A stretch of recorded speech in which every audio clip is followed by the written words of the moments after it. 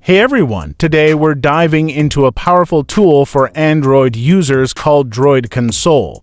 It's a Magisk module that offers a range of features to optimize your device's performance and battery life. Let's get started. What is the DroidConsole? DroidConsole is essentially a toolbox for your Android device. It allows you to tweak various system settings that can significantly impact your phone's performance. Let's break down some of the key features DroidConsole offers.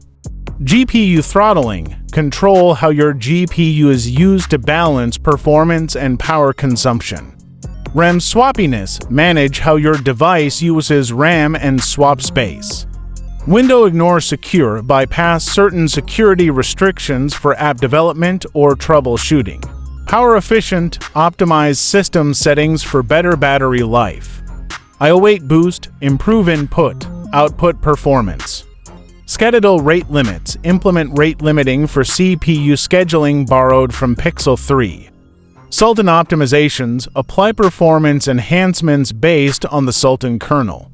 GPU power level, adjust GPU power settings. GPU power management optimization, fine-tune GPU power management.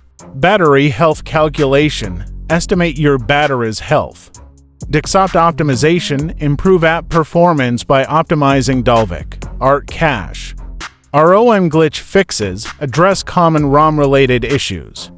Installing the DroidConsole is straightforward. Download the DroidConsole Magisk module from video description.